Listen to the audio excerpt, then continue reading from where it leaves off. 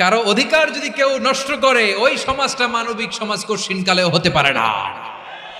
এজন্য 3 নম্বর আল্লাহ বললেন, ওয়া ইতা ইদিল কুরবা, নিকটাত্মীয়দেরকে দাও। কি দিবা? তাদের অধিকার দিয়ে দাও। বোনের অধিকার বুঝিয়ে দাও, মেয়ের অধিকার বুঝিয়ে দাও, ফুফুর অধিকার বুঝিয়ে দাও। দেখবেন অনেক মায়েরা ছেলের পাতে মুরগির রান দেয়, মেয়ের পাতে দেয় মুরগির ঠ্যাং। আমি যে টপিকটা নিয়ে আজকের ঐতিহাসিক চট্টগ্রামের প্যারেড ময়দানের তাফসিরুল কোরআন প্রোগ্রামে আলোচনা করব, সেটা হচ্ছে সূরাতু আন-নাহলের 90 নম্বর আয়াত নিয়ে কিছু কথা আমরা উপস্থাপন করবার চেষ্টা করব ইনশাআল্লাহ। এই আয়াতটা অনেক কম্প্রিহেন্সিভ একটা আয়াত। সাইয়েদনা আব্দুল্লাহ ইবনে মাসউদ রাদিয়াল্লাহু তাআলা আনহু উনি বলেছেন, ইন্নাহা মিন আজমাই আয়াতিল কুরআন, এটা কোরআনের সবচেয়ে জামে মানে আয়াত। যদিও ছোট্ট আয়াত, অল্প কিছু কথামালা, কিন্তু তিনি বলতেন এটা কোরআনের সবচাইতে জামে মানে সবচেয়ে কম্প্রিহেন্সিভ একটা আয়াত, যেখানে শব্দ কম কিন্তু এটার দোতনা, এটার আবেদন, এটার মিনিং অনেক বেশি। এই আয়াতে আল্লাহ তাআলা বেসিক্যালি আমাদেরকে 3টা বিষয়ে আদেশ করেছেন আর 3টা বিষয়ে বারণ করেছেন, মানে নিষেধ করেছেন। 3 do's and 3 don'ts, do's and don'ts, 3টা আদেশ, 3টা নিষেধ। এই ছোট্ট একটা আয়াতে গোটা ইসলামী শরিয়ার the gist, the cream of the creams, গোটা ইসলামী শরিয়ার মূল নির্যাসকে আল্লাহ ঢুকিয়ে দিয়েছেন। 3টা আদেশ আর 3টা নিষেধ। আসুন আমরা সরাসরি কোরআন থেকে শুনি, সবাই পড়ুন। আউযু বিল্লাহি মিনাশ শাইতানির রাজীম। বিসমিল্লাহির রহমানির রহিম। ইন্নাল্লাহা ইয়া'মুরু বিল আদলি ওয়াল ইহসানি ওয়া ইতা'i যিল কুরবা ওয়া ইয়ানহা আনিল ফাহশাই ওয়াল মুনকারি ওয়াল বাগই ইয়া'ইযুকুম লা'আল্লাকুম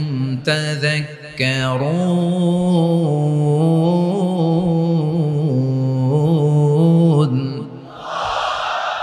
আল্লাহ তাআলা ইরশাদ করছেন, ইন্নাল্লাহা ইয়া'মুরু বিল আদলি ওয়াল ইহসান, নিশ্চয় আল্লাহ তাআলা তোমাদেরকে ন্যায় বিচারের আদেশ দেন, সদাচরণের আদেশ দেন, নিকটাত্মীয়দেরকে দানের আদেশ দেন। আদেশ কয়টা? নিশ্চয় আল্লাহ তাআলা তোমাদেরকে ন্যায় বিচারের আদেশ দেন,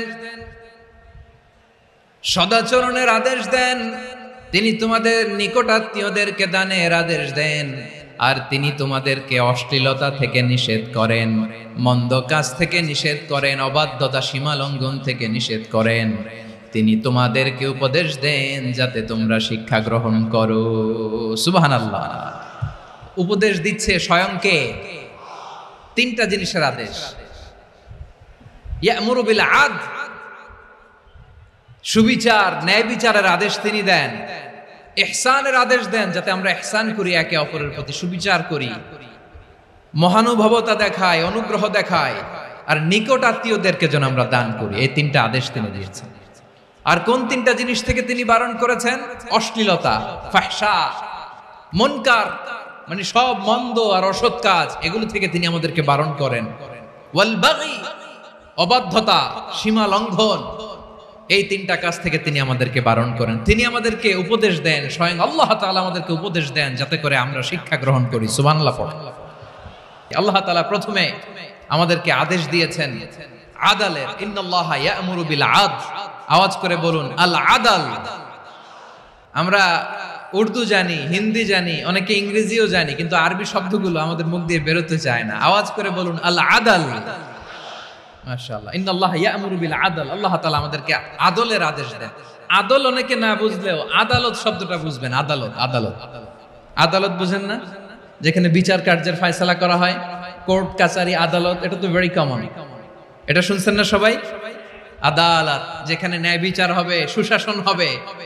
কিন্তু ভাগ্যের কি নির্মম পরিহাস, ওখান থেকে মিথ্যা সাক্ষী দিয়ে মনমতো রায় দিয়ে দেয়া হয়। এগুলোর পরিবর্তন হওয়ার দরকার আছে না নাই?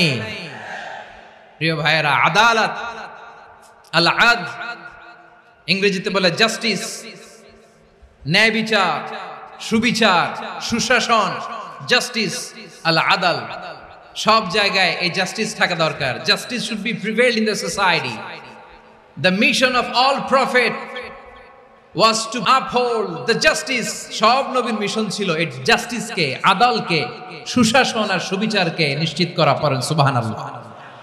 And the core message of every divine scripture was to uphold justice. পৃথিবীর সব আসমানি কিতাবের মূল শিক্ষা ছিল এই জাস্টিসকে সমাজে এনশিওর করা, সুবিচার সুশাসনকে এনশিওর করা। তাহলে প্রিয় ভাইরা, আমরা বুঝতে পারলাম আল আদল শব্দের মানে হচ্ছে ইনসাফ বা সুবিচার বা ন্যায় বিচার। এটা হচ্ছে একটা general meaning, very general meaning. আপনি যদি ইন ডেপথ বুঝতে চান, আরো ভেতরে যান, তাহলে আদল মানে হচ্ছে সমন্বয়, আদল মানে হচ্ছে ভারসাম্য, ব্যালেন্স। আদল মানে হচ্ছে মধ্যম পন্থা। সুবহানাল্লাহ পড়েন। কারণ সব সময় সমান সমান হইলেই সুবিচার হয় না। কথা কি বুঝতেছেন? ইসলামের দ্য কনসেপ্ট অফ আদল, এটা এমন আদল, এটা সব সময় সমান সমান নয়। যখন সমান সমান দেয়া দরকার, ইসলাম সমান সমান দেয়। যখন ব্যালেন্স করা দরকার, চেক এন্ড ব্যালেন্স, সমন্বয়, ভারসাম্য করা দরকার, তখন ইসলাম ভারসাম্য করে দেয়। এটার নাম আদল। সুবহানাল্লাহ। সহজ করে আপনাদেরকে বুঝাই। যেমন ধরুন, একটা পরিবারের 3 জন সদস্য, স্বামী, স্ত্রী আর সন্তান। তাদের সকালবেলার ব্রেকফাস্টে, স্বামীর সকালের নাস্তায় স্বামীর 3টা রুটি লাগে, স্ত্রীর 2টা লাগে, আর সন্তানের 1টা রুটি লাগে। এখন আমি যদি সমান সমান করে আদল করতে চাই, সবাইকে যদি 3টা করে রুটি দেই, তাহলে স্বামী বেচারার জন্য ঠিক আছে? কি বলেন? কথা কি বুঝতেছেন না কষ্ট হয়ে যাচ্ছে? যদি সমান সমানের নিয়মে আগাই, তাহলে 3টা করে যদি রুটি দেই, স্বামীর জন্য ওকে, কিন্তু স্ত্রীর জন্য 1টা বেশি হয়ে যায়। আর সন্তানের জন্য কয়টা বেশি হয়? আচ্ছা, এই তো বুঝতেছেন, মাশাআল্লাহ। আচ্ছা, 2টা করে যদি সবাই রে দেই সমান সমান নীতিতে, তাহলে স্ত্রীর জন্য, স্ত্রী বেচারির জন্য ঠিক আছে, কিন্তু স্বামীর কয়টা কম পড়ে? আর সন্তানের বেশি হয়ে যায় কয়টা? আচ্ছা, সমান সমান নীতিতে সবাইকে যদি সকালের নাস্তার জন্য 1টা করে রুটি দেই, সন্তানের জন্য ঠিক আছে, কিন্তু স্ত্রী বেচারির কম পড়ে কয়টা? স্বামীর কম পড়ে কয়টা? 2টা। কথা কি বুঝতেছেন? আর আমি যদি স্বামীকে দেই 3টা, স্ত্রীকে দেই 2টা, আর সন্তানকে দেই 1টা, তাহলে কারো অপচয় হবে না। যার যতটুকু দরকার ঠিক ততটুকুই কাজে লাগবে। চিল্লায় বলেন ঠিক কিনা? এটাই হচ্ছে ইসলামের আদল, যেখানে যার যতটুকু দরকার তাকে সেখানে ঠিক ততটুকু দিয়ে দেওয়ার নামই হচ্ছে আদল। চিল্লায় পড়েন আল্লাহু আকবার। রব্বুল আলামিন বলেন, ইউসিকুমুল্লাহু ফি আওলাদিকুম লিযযাকারি মিসলু হাযযিল উনসায়াইন। আল্লাহ তোমাদেরকে ওসিয়ত করেন, তোমাদেরকে আদেশ দেন, উত্তরাধিকার সম্পদ যখন বন্টন হবে, ছেলেরা যতটুকু পাবে, মেয়ে পাবে তার অর্ধেক। সুবহানাল্লাহ বলেন। দেখেন, ছেলে যদ্দূর, মেয়ে অর্ধেক, ছেলে ডবল পাবে। আপাত দৃষ্টিতে মনে হয় এখানে অবিচার হয়েছে, কিন্তু আসলে কি অবিচার হয়েছে? আপনি বিয়ের ক্ষেত্রে যান, ওইখানে আবার ছেলে মোহরানা দেয়, মেয়ে সেখানে মোহরানা পায়। তাহলে চেক এন্ড ব্যালেন্স, ভারসাম্য, ব্যালেন্স, মধ্যম পন্থা এখানে আছে না নাই? এটাই হচ্ছে ইসলামের আদল। আল্লাহ তাআলা এই আদলের আদেশ দিয়েছেন, সুবিচার, ন্যায় বিচার, সুশাসন এবং ভারসাম্যের আদেশ দিয়েছেন। প্রিয় ভাইয়েরা, একটি শান্তিময় সমাজ, একটা সমৃদ্ধ সমাজ, একটা মানবিক সমাজ যদি আমরা পেতে চাই, এই আয়াতের মধ্যে যতগুলো পয়েন্ট আছে সবগুলোর বাস্তবায়ন লাগবে। এই আয়াতে আল্লাহ তাআলা একটা মানবিক সমাজের রূপরেখা টেনেছেন। তার প্রথম কথা হচ্ছে, ইন্নাল্লাহা ইয়ামুরু বিল আদল। আল্লাহ তাআলা তোমাদেরকে আদলের নির্দেশনা দেয়, সুবিচার, সুশাসনের নির্দেশনা দেয়। যে সমাজে আদল থাকে না, সেই সমাজে জুলুম মানুষের ঘাড়ে চেপে বসে। আদলের বিপরীত হচ্ছে জুলুম। আদলের বিপরীত কি? জুলুম বা জাওর, অত্যাচার, অবিচার, বৈষম্য। এই যে বৈষম্য বিরোধী ছাত্র আন্দোলন কমন পড়ছে? এই যে একজন সমন্বয়ক তো দেখা করলো আমার সাথে। জুলুম মানে হচ্ছে বৈষম্য। বৈষম্যের স্থান ইসলামে নাই, অবিচারের স্থান ইসলামে নাই, জুলুমের স্থান ইসলামে নাই। আল্লাহ তাআলা বলেন যে আমি জুলুমকে নিজের জন্য হারাম করেছি এবং তোমাদের জন্য হারাম করেছি। বিশ্বনবী ফরমান, আল্লাহ তাআলা বলেন হাদিসে কুদসিতে, ইয়া ইবাদি ইন্নী হারামতুয যুলমা আলা নাফসি ওয়াজআলতুহু বাইনাকুম মুহাররামান ফালা তাযালামু। আমার গোলামেরা শোনো, নিশ্চয় আমি আল্লাহ তাআলা জুলুমকে আমি আমার উপরে হারাম করেছি, অনুরূপভাবে জুলুম করাকে তোমাদের উপরেও হারাম করেছি। ফলে ফালা তাযালামু, তোমরা একে অপরের সাথে জুলুম করো না। নির্দেশনাটা কার? খবরদার, জুলুমের সাথে আমাদের কোনো সম্পর্ক নাই। আল্লাহ তাআলা আদলের আদেশ দিয়েছেন, আদালতের আদেশ দিয়েছেন, সুশাসনের ন্যায় বিচারের আদেশ দিয়েছেন। ইন্নাল্লাহা ইয়ামুরু বিল আদল, আমাদেরকে আদল প্রতিষ্ঠা করতে হবে। জুলুমের সাথে ইসলামের কোনো সম্পর্ক নাই। আল্লাহ তাআলা জালিমদের জন্য কঠিন শাস্তি প্রস্তুত করে রেখেছেন। এক্সট্রা জুডিশিয়াল কিলিং এর কোনো হিসাব নাই। বিচার বহির্ভূত হত্যা, এনফোর্স ডিসঅ্যাপিয়ারেন্স, গুম, যেটা সবচাইতে বড় মানবতা বিরোধী অপরাধ। কত মানুষ যে গুম হয়েছে তার কোনো ইয়ত্তা নাই। যেই ফ্যামিলির সদস্য গুম হয়েছে তারা কি ওই লোকটার জন্য মাগফিরাতের দোয়া করবে নাকি সুস্বাস্থ্যের দোয়া করবে তারা নিজেরাও জানতো না, কারণ জানে না ও বেঁচে আছে না মরে গেছে। আহা, বিডিআর নওজওয়ানদের যারা ছাড়া পেল দেখলাম, বিনা অপরাধে, কোনো অন্যায় ছাড়া, অপরাধ ছাড়া তাদের জীবন থেকে, তাদের তারুণ্যের, তাদের যৌবনের 15 বছর, 16 বছর, 17 বছর নাই। 6 মাস বয়সের ছোট বাচ্চাকে রেখে জেলে গেছে। 6 মাসের মেয়ে বেরোয় দেখে মেয়ের বয়স 17 বছর। মেয়ে বাবারে চিনে না, বাবা মেয়েরে চিনে না। মেয়েকে এখন বিয়ে দিয়ে আরেক ছেলের হাতে তুলে দিবে।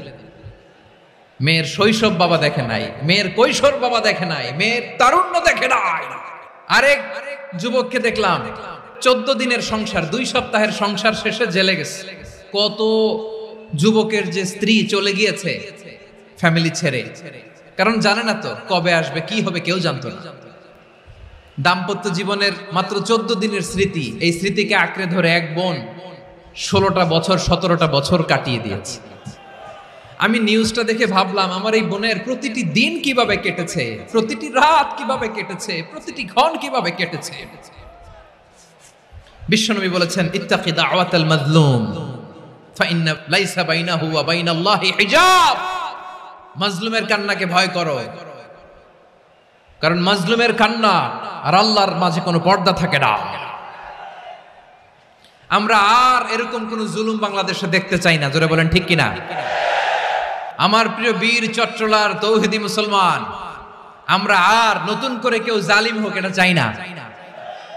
নতুন করে আবার কেউ ফ্যাসিস্ট হোক আমরা চাই না। এক দল আরেক দলকে নিশ্চিহ্ন করার রাজনীতি করুক আমরা চাই না।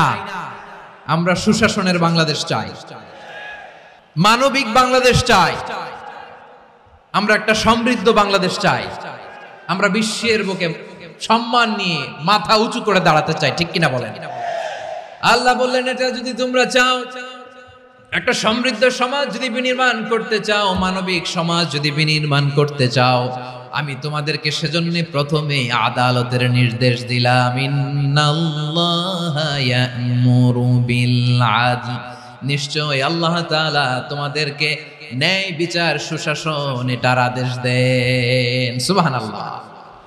আদাল, ন্যায় বিচারের আদেশ আল্লাহ তাআলা কোরআনের বিভিন্ন আয়াতে দিয়েছেন। আল্লাহ তাআলা বলছেন, ইন্নাল্লাহা يأمركم أن تؤدوا الأمانات إلى أهلها وإذا حكمتم بين الناس أن تحكموا بالعدل إن الله نعم ما يعظكم به إن الله كان سميعا بصيرا।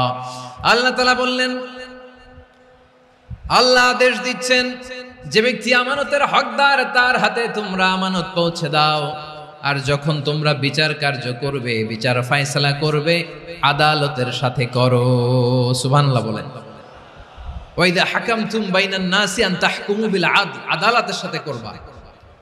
আল্লাহ তাআলা বলেন, যারা জাজ হবে, বিচারক হবে, তাদের যদি বাদী বিবাদীর কারোর সাথে শত্রুতা থাকে, কারোর সাথে যদি কোনো ধরনের রেষারেষি থাকে, আল্লাহ বলেন বিচার কার্য করতে যে ওই শত্রুতা রেষারেষির কারণে আদালতের বাইরে যে অবিচার করে বিচার করো না।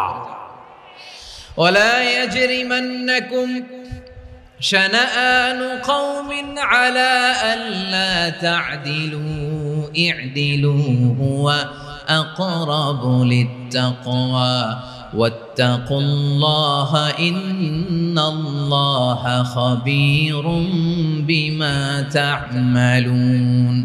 খবরদার কোন জাতির প্রতি, কোন গোষ্ঠীর প্রতি, কোন গোত্রের প্রতি আক্রোশ যেন তোমাদেরকে ন্যায় বিচার থেকে দূরে সরিয়ে না দেয়, বরং আমি আল্লাহর আদেশ হলো ই'দিলু, তোমরা আদল করো, ন্যায় বিচার করো, সুবিচার করো, সুশাসন প্রতিষ্ঠা করো। হুয়া আকরাবু লিত্তাকওয়া, এটাই তাকওয়ার সবচেয়ে কাছাকাছি। সুবহানাল্লাহ বলেন। কোরআনের বিভিন্ন আয়াতে আল্লাহ তাআলা স্পেসিফিকলি ধরে ধরে বিচার করার সময় আমরা যেন আদল করি সেটা বলেছেন। কোরআনের কোন কোন জায়গায় আল্লাহ তাআলা এই আল আদল শব্দটা ব্যবহার করেছেন।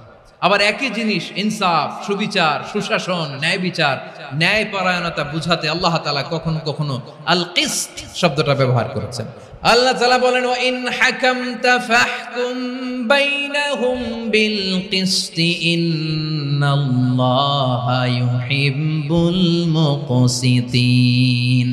যখন তুমি বিচার করবে, বিশ্বনবীকে উদ্দেশ্য করে অ্যাড্রেস করে বললেন, নবী হে, ইহুদিরা কোনো বিষয়ে মীমাংসার জন্য যদি আপনার দরবারে আসে, যদি বিচার করতে হয়, খবরদার অবিচার করবেন না। ফয়সালা যেটা করবেন কিসতের সাথে করবেন, ন্যায় পরায়ণতার সাথে করবেন, কারণ ইন্নাল্লাহা ইউহিব্বুল মুকসিতিন, নিশ্চয় আল্লাহ রাব্বুল ইজ্জাত ন্যায় পরায়ণশীলদেরকে বড্ড ভালোবাসেন। সুবহানাল্লাহ বলেন।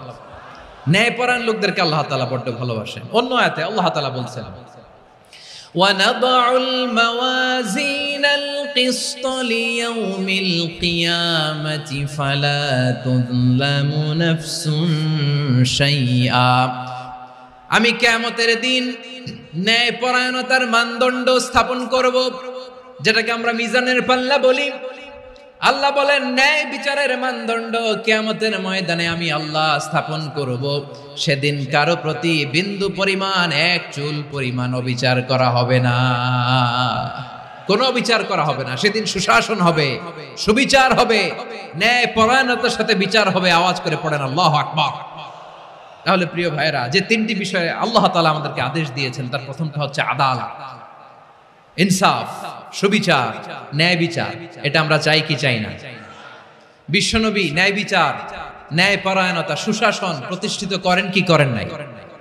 আপনারা বিশ্বনবীর সিরাত যারা পড়েছেন, আপনি দেখবেন বিশ্বনবীর সিরাতের পরতে পরতে, বাকে বাকে, সিরাতের বাকে বাকে এই আদালতের নমুনা মেলে। সুবহানাল্লাহ বলেন। ছোট্ট একটা নমুনা রাসূল সাল্লাল্লাহু আলাইহি ওয়াসাল্লামের আসিরা আল আতরা থেকে ছোট্ট একটা নমুনা আপনাদের খেদমতে এখানে উপস্থাপন করি। বিশ্বনবী সাল্লাল্লাহু আলাইহি ওয়াসাল্লাম মক্কা বিজয় করলেন ৮ম হিজরিতে। মক্কা বিজয় শেষে তিনি কয়েক সপ্তাহ মক্কাতে অবস্থান করলেন। ইন দ্য মিন টাইম মক্কার একটা ভেরি প্রেস্টিজিয়াস এন্ড ডিগনিফাইড ফ্যামিলির নারী চুরিতে ধরা পড়ল। কিসে ধরা পড়ল? আমাদের সমাজে আসেনি এটা? আছে? ছোট না বড়? হিসাব করে শেষ করা যায় না। ৩.৫ লাখ কোটি টাকা নাই উন্নয়ন প্রকল্পের নামে। ৩.৫ লাখ কোটি টাকা লিখতে পারবেন আপনি? এক টানে লিখতে পারবেন? বুঝতেছেন কত বড় সংখ্যা? হ্যাঁ, বনু মাখজুমিয়া গোত্রের এক নারী মক্কায় চুরিতে ধরা পড়ল। বলেন তো চুরি করলে বিধান কি? কি কাটতে হবে?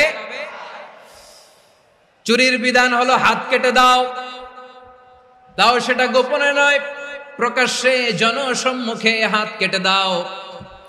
বনু মাখজুমিয়া গোত্রের নারী যখন চুরিতে ধরা পড়লো, সাহাবারা চিন্তায় পড়ে গেলেন।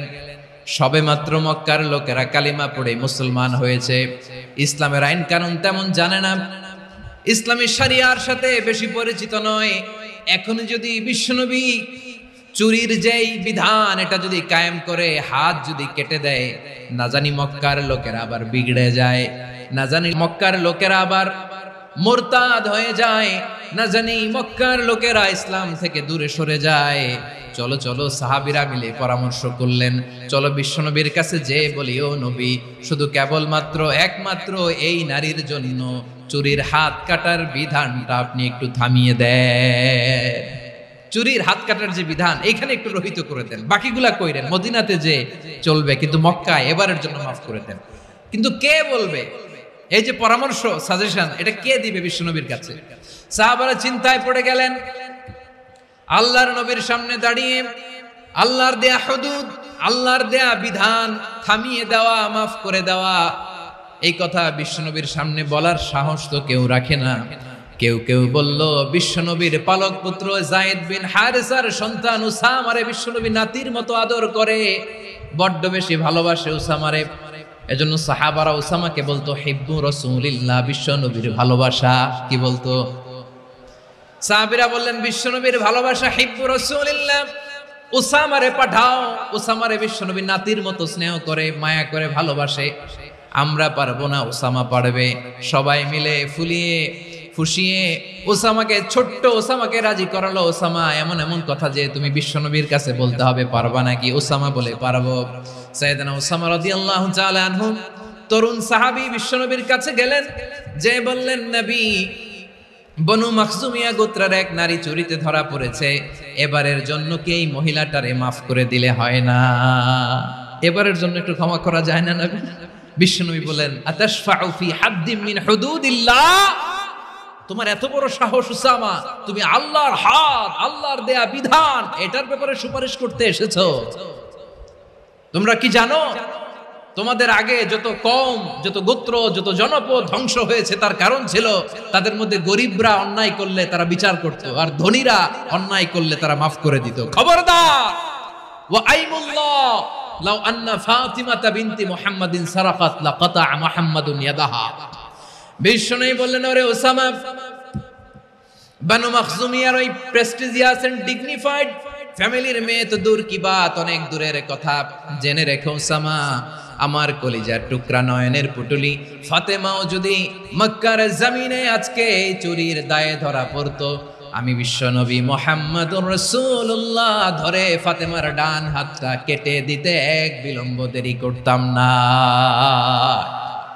ইন্নাল্লাহা ইয়া'মুরু বিল আদল, আমাদেরকে জাস্টিস শিখায়। পশ্চিমারা আমাদেরকে ইনসাফ শিখায়, আমাদেরকে সুশাসন শিখায়। আর ইনসাফ, সুশাসন, ন্যায় বিচার, সুবিচার, জাস্টিস কারে বলে বিশ্বনবীর বায়োগ্রাফি থেকে জেনে নাও। এই ছিল বিশ্বনবী ইসলামের আদালতের নমুনা। আপনি যদি সাইয়েদনা ওমর ফারুকের জীবনের দিকে তাকান, এমন কঠোর, এমন বীর সেনানী ছিলেন। সাইয়েদনা ওমর ফারুক যদি রাস্তার এই মাথা দিয়ে হাঁটা শুরু করতেন, শয়তান ওমর ফারুককে দেখলে ওই রাস্তা রেখে দিয়ে অন্য রাস্তা দিয়ে হাঁটতো। সুবহানাল্লাহ। ওমর ফারুক রাদিয়াল্লাহু তাআলা কি পার্সোনালিটি ছিল, কি পার্সোনালিটি! আমাদের এলাকায় ছোট বাচ্চারা রাতে ভাত খেতে চায় না, আমার মেয়েটাও খেতে চায় না। এই এটা দিব, ওইটা দিব, আজকে মাহফিলে আসার সময় বলে দিছে লিস্ট করে এটা এটা আনতে হবে।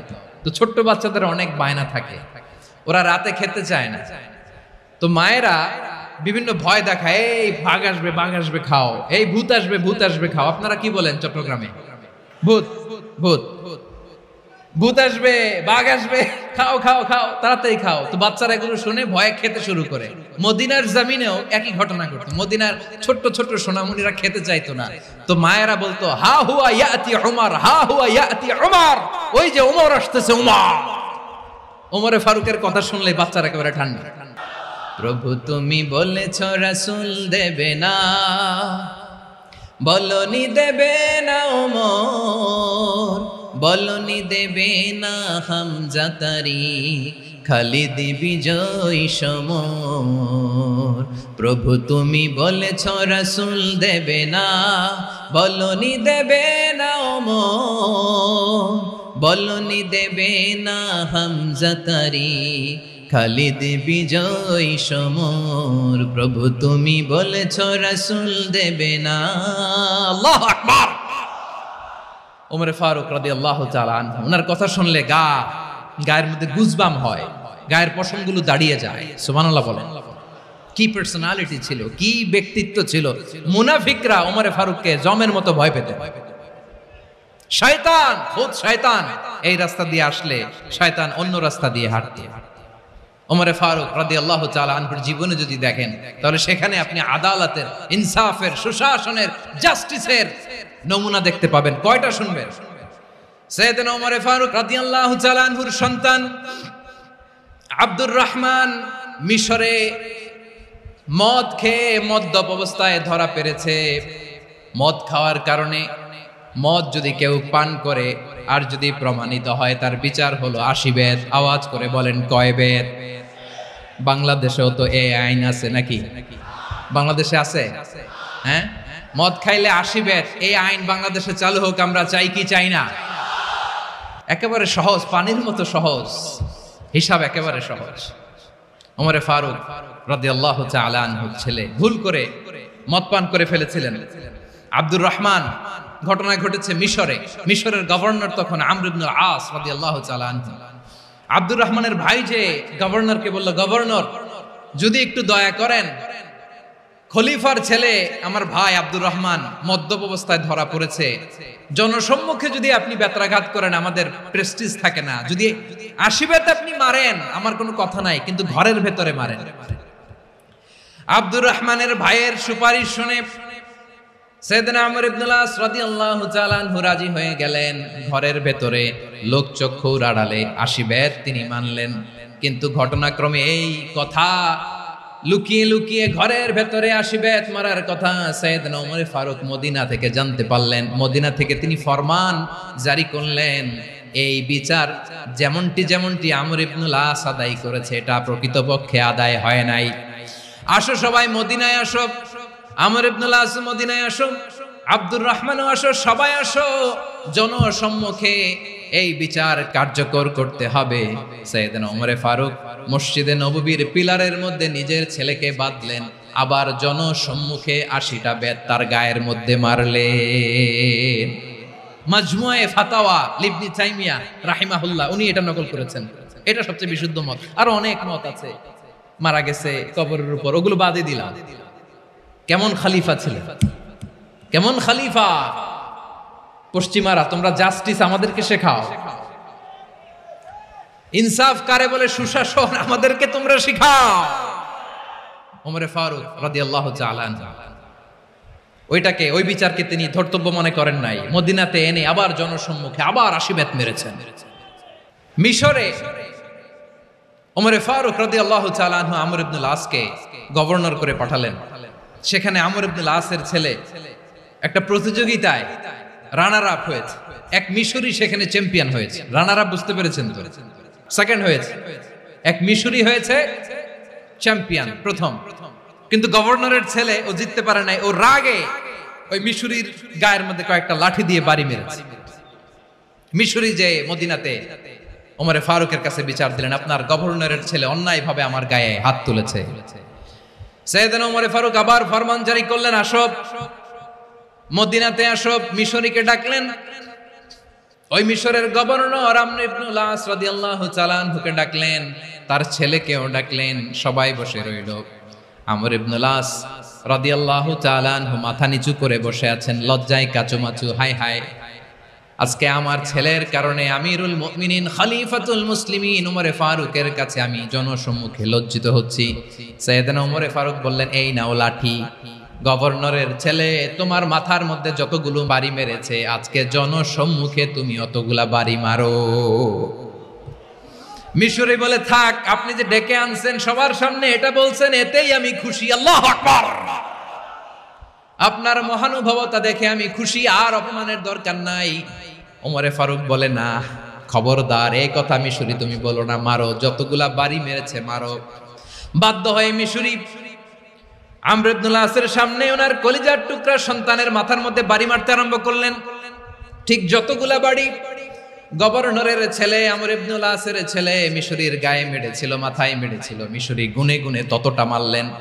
এই দৃশ্য দেখে ওমরে ফারুক রেগে মেগে আগুন, রাগের চোটে রাগ সামলাতে না পেরে, আর নিজেকে সামলাতে না পেরে মিশরিরে বললেন, ছেলেরে মারা শেষ হয়ে গেলে এবার বাবার টাক মাথার মধ্যে কয়েকটা বাড়ি মার। রাগের চোটে, আউট অফ অ্যাঙ্গার, রাগের চোটে, যে আমার পাঠানো গভর্নর আমর ইবনুল আস তার ছেলেকে কেন আদব তারবিয়া কেন শিক্ষা দিতে পারে না। ছেলেরে মারা হইলে এবার আমর ইবনে আসের মাথার মধ্যে দুইটা মারো, এটা রাগে বলেছে, এটা শাস্তি হিসেবে না। সুবহানাল্লাহ পড়ে। তোমরা আমাদেরকে সুশাসন শিখা। বিশ্বনবী বলেন আদালত এটা যেন তেন বিষয় না, এটা দিয়েই মানবিক সমাজ গড়তে হবে। আল্লাহ তাআলা কিয়ামতের কঠিন ময়দানে যেদিন স্বামী স্ত্রীকে চিনবে না, স্ত্রী স্বামীকে দেখে পালিয়ে যাবে, বন্ধু বন্ধুরে চিনবে না, পীর সাহেব মুরিদরে চিনবে না, মুরিদ পীর সাহেবরে চিনবে না, দলের কর্মী তার নেতারে চিনবে না, নেতা তার কর্মীরে চিনবে না, বন্ধু বন্ধুরে দেখে পালাবে। এই কঠিন মুহূর্তে সূর্যটা মাথার কাছে চলে আসবে, জমিনটা তামার জমিন হবে, আজকের জমিনের মতো নয়। মানুষ ঘর্মাক্ত, ক্লান্ত, শ্রান্ত মাথার মগজগুলো কানের ছিদ্র আর নাকের ছিদ্র দিয়ে বেয়ে বেয়ে পড়বে।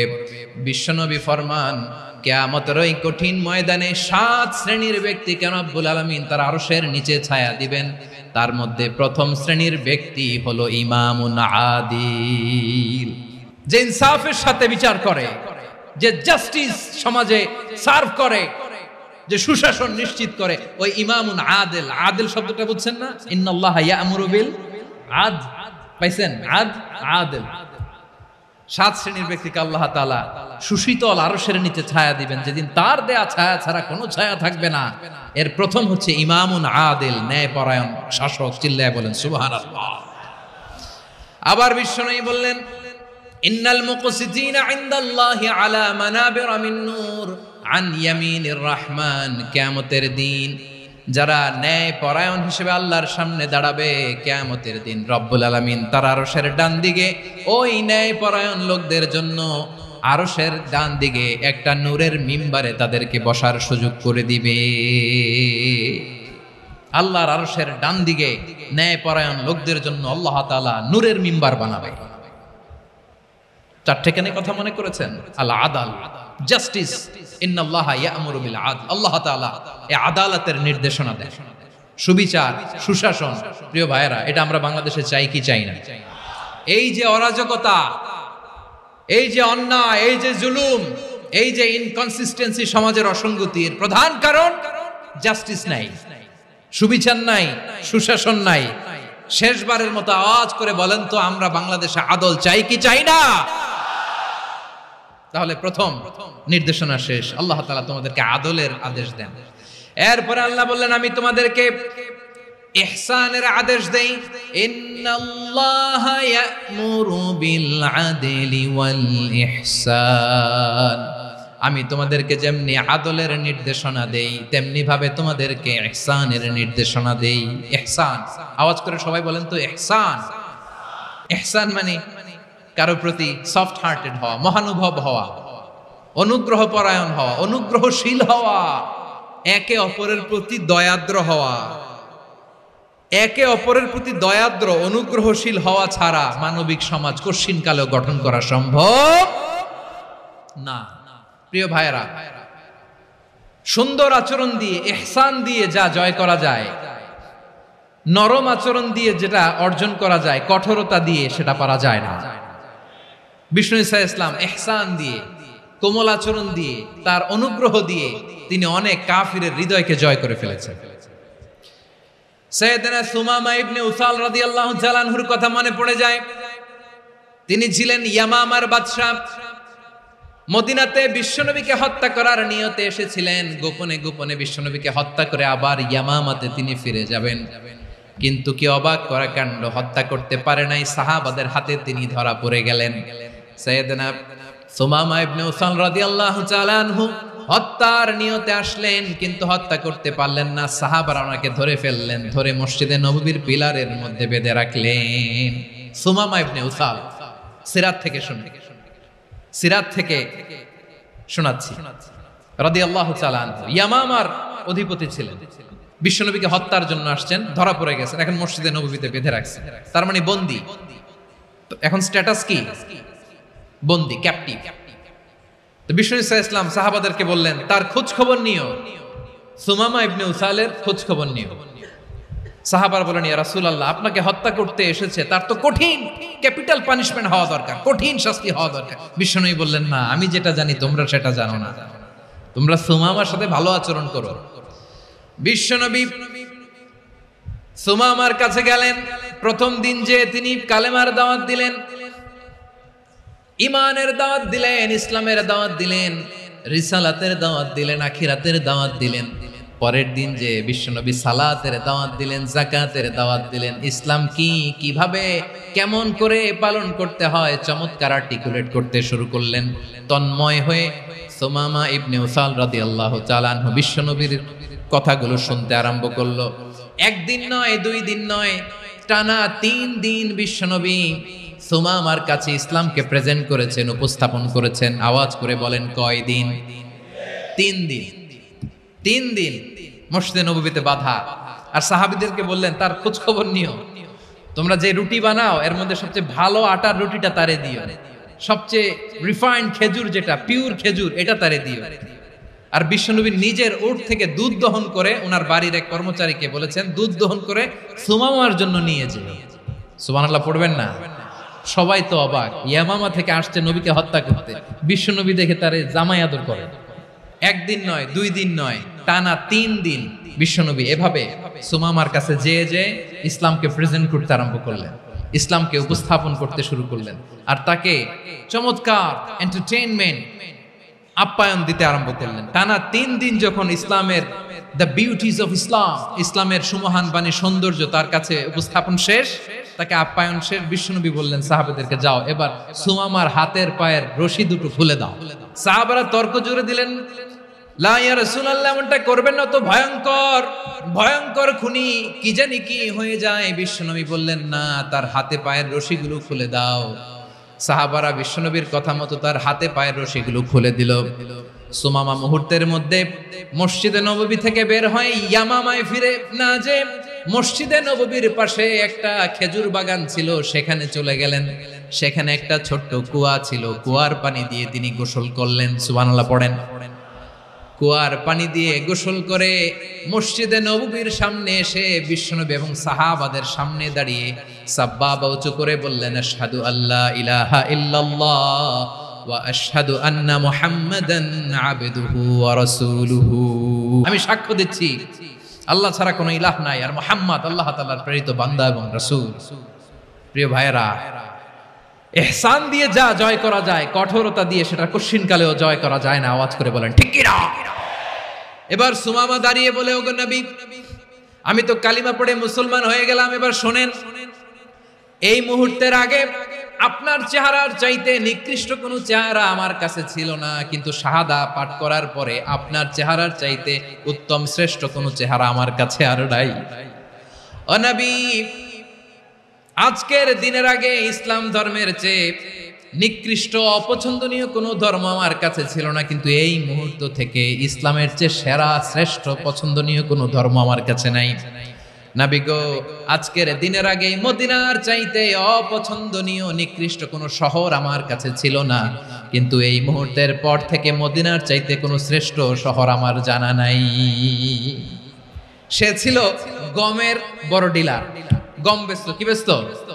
তার গম কিনে মক্কার লোকেরা রুটি খাইতো। সে ঘোষণা দিল, আজকে থেকে মক্কাবাসীদের জন্য সব গম আমি হারাম করে দিলাম, মক্কাবাসী এখন না খেয়ে মরে। সুবহানাল্লাহ পড়বেন না?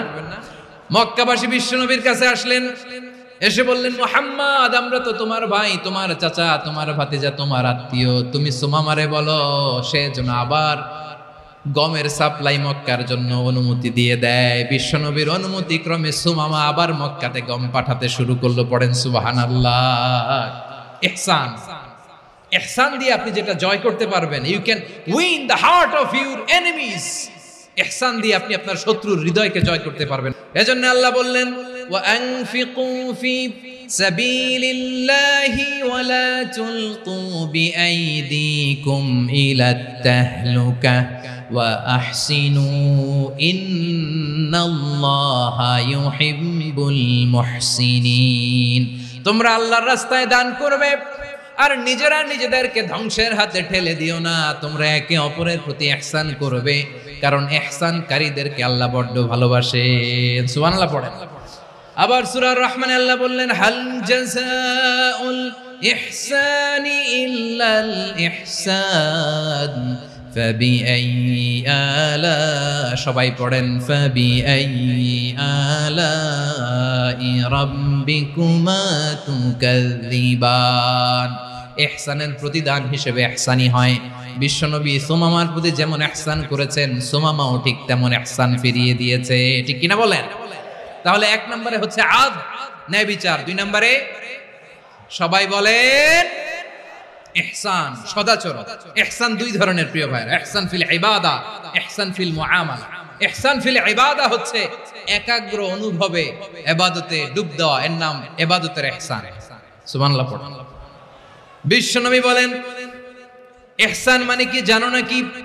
হাদিসে জিবরিলে সাইয়েদনা জিবরিল আলাইহিস সালাম বিশ্বনবীকে বললেন আখবিরনি আনিল ইহসান। নবী আমাদেরকে বলেন ইহসান মানে কি? বিশ্বনবী বললেন আনতা আবুদাল্লাহা কাআন্নাকা তারাহু ফাইন লাম তাকুন তারাহু ফাইন্নাহু ইয়ারাক। ইহসান মানে হলো এমন ভাবে তুমি আল্লাহর সামনে নিজেকে উজাড় করে ইবাদত করবে, তুমি ভাববে তুমি আল্লাহকে দেখতে পাচ্ছ। আর এটা যদি ভাবা তোমার জন্য কঠিন হয়ে যায়, অন্তত এতটুকু তুমি ভাববা যে আল্লাহ তোমাকে দেখতে পাচ্ছেন। ঠিক কিনা বলেন? ও আমার বীর চট্টলার ভাইয়েরা, কেউ যেটা দেখে না সেটা দেখে কে? এই বিশ্বাস হৃদয়ের মধ্যে আছে? নামাজে যখন দাঁড়ান এই ফিলিংসটা আনা যাবে? এসা পর্যন্ত যে আমরা হায়াত পাবো কোনো গ্যারান্টি আছে? সবাই আওয়াজ করে বলেন গ্যারান্টি আছে? গ্যারান্টি নাই। এজন্য বিষ্ণু ইসলাম বলেছে এমন ভাবে নামাজে দাঁড়াও, ইবাদত করো, মনে করো হতে পারে এটাই আমার জীবনের শেষ নামাজ। পারফর্ম দ্য সালাহ as if this is your last and final prayer. এমন ভাবে সালাতে দাঁড়াও, ভাবো হতে পারে এটাই তোমার জীবনের শেষ নামাজ। এমন ভাবে নামাজে দাঁড়াও, ভাবো এটাই শেষ নামাজ। তাহলে নামাজে একাগ্রতা বাড়ায় দিবে কে? ফলে ইবাদতের ইহসান আমাদের অর্জিত হবে। আর মুআমালাতে ইহসান হলো, বিশ্বনবী বলেন ইন্নাল্লাহা তাবারাকা ওয়া তাআলা কাতাবাল ইহসানা আলা কুল্লি শাই ফাইদা কাতালতুম ফাআহসিনুল কিতলা ওয়া ইযা যাবাহতুম ফাআহসিনুয যাবহা ওয়ালিউহিদ্দা আহাদুকুম শাফরাতাহু ওয়ালিউরিহ যাবিহাতাহু। ইহসান দুই ধরনের, আওয়াজ করে বলতে হবে কয় ধরনের? একটা হচ্ছে ইহসান ফিল ইবাদা, ইবাদতে ইহসান। ইবাদতে ইহসান কি? একাগ্র অনুভব দিয়ে ইবাদত করা, মন প্রাণ দিয়ে ইবাদত করা। আর মুআমালাতে ইহসান কি? সব কাজে, দৈনন্দিন কাজে, কর্মে, সামাজিক অ্যাক্টিভিটিতে কোমলতা প্রদর্শন করা, অনুগ্রহের সাথে সবকিছু করা। আল্লাহ তাআলা ইন্নাল্লাহা তাবারাকা ওয়া তাআলা কাতাবাল ইহসানা আলা কুল্লি শাই, তিনি সবকিছুর ব্যাপারে ইহসানকে আবশ্যক করেছেন। সবকিছু, মুমিনের সব কাজে ইহসানের পরশ থাকবে।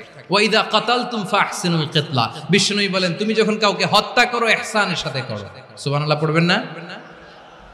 যখন হত্যা করো তখনও ইহসানের সাথে। আচ্ছা হত্যা করবো আবার ইহসান আসবে করতে, করে তো মেরেই ফেলবো আমি। আল্লাহ, ও ভাই একজন খুন করেছে, খুনি, রাষ্ট্রীয় আইনে তার শাস্তি হয়েছে ডেথ পেনাল্টি, মৃত্যুদণ্ড। এখন মৃত্যুদণ্ড দেখে আপনি যেমনি মন চায় তেমনি মারবেন লোকটারে? ওর নাক কেটে ফেলতে পারবেন? ওর কান কাটতে পারবেন? ওর চোখ উপড়ে ফেলতে পারবেন আপনি? যেমন মন চায় তার অঙ্গহানি করা যাবে না। ইহসানের সাথে তাকে হত্যা করো। সুবহানাল্লাহ, this is Islam, this is the true essence of Islam. ওয়া ইযা যাবাহতুম ফাহসিনু যাবহা, যখন জবাই করবে তখনও ইহসানের সাথে জবাই করবে। করব জবাই, ওইখানেও নাকি ইহসান। আচ্ছা কুরবানির দিন আমরা পশুগুলোরে কি করি বলেন? সবাই আওয়াজ করে জবাই। জবাই মানে তো এটার মেরেই ফেলতেছি, একটু পরে তো টুকরো টুকরো করে গোশতগুলো খাবো, এটা তো খাবো, এটা তো মেরেই ফেলবে। বিষ্ণু বলে না, জবাইয়ের মধ্যেও মুমিনের জবের ভেতরেও ইহসানের পরশ থাকা চাই। যখন জবাই করবে প্রাণীটাকে হাত পা টাইট করে বেঁধে নাও, ছুরিটাকে শার্পেন করে নাও, ধারালো করে নাও, যাতে অল্প সময়ে জবাইটা হয়ে যায়, প্রাণীটা যাতে কম কষ্ট পায়। সুবহানাল্লাহ পড়ে। দিস ইজ কল্ড ইহসান। আল্লাহ তাআলা যেমনি আদলের আদেশ করেছেন, ন্যায় বিচার, জাস্টিস এনশিওর করতে বলেছেন, সমাজে ইহসানের ব্যবহার, ইহসানের অনুশীলন তিনি করতে বলেছেন। এজন্য মুমিনের প্রতিটি কাজে, আমার চট্টগ্রামের ভাইয়েরা আমার দিকে তাকান, খেয়াল করে শুনুন, মুমিন জীবনের প্রতিটি কাজে ইহসানের পরশ থাকা চাই। আমরা যেন আমাদের পরিবারের প্রতি ইহসান করি, আমরা যেন আমাদের কর্মচারীদের প্রতি ইহসান করি, আমরা যেন আমাদের কলিগদের প্রতি ইহসান করি, আমরা যেন আমাদের ভাইদের প্রতি ইহসান করি। মুমিন জীবনের প্রতি কাজে ইহসানের পরশ থাকার দরকার আছে না নাই? কথা বুঝতে পেরেছেন? তাহলে আল্লাহ তাআলার তিনটা আদেশ ছিল, কয়টা গেল? প্রথমে কি ছিল? আদল। 2 নম্বরে, 3 নম্বরে রব্বুল আলামিন বললেন ওয়া ইতাইদিল কুরবা, নিকটাত্মীয়দেরকে দান করো।